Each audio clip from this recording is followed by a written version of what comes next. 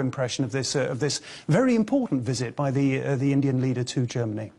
Well, I think that he has achieved what he set out to do, to present a new dynamism of India to a German audience, especially a German business audience, who has become a little wary of India because of a number of obstacles they have encountered over the years, such as increasingly red tape, such as endemic corruption, such as, for instance, retroactive taxation, all these sorts of things.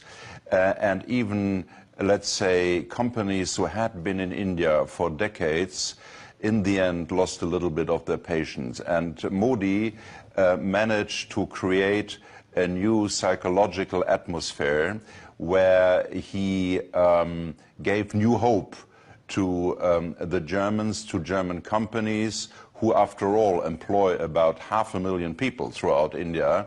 And I think, in that sense, the visit was successful. So Mr. Modi was trying to create an atmosphere of new hope, a sense of new hope, and were German investors buying into that? Yes, I think they were waiting for something like that to happen, because they remember that Modi was elected with an impressive majority.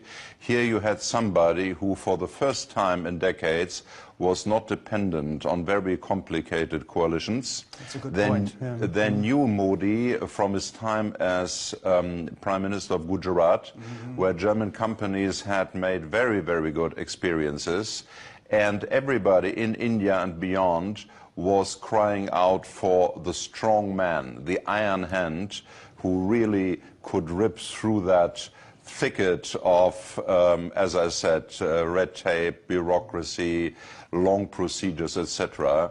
And I think that was very important, because I think, as Ludwig Erhard said, 50% of the economy is psychology. We have, under the Modi administration, the most reformist government in emerging markets, and actually one of the most positive reform stories I've ever seen in EM.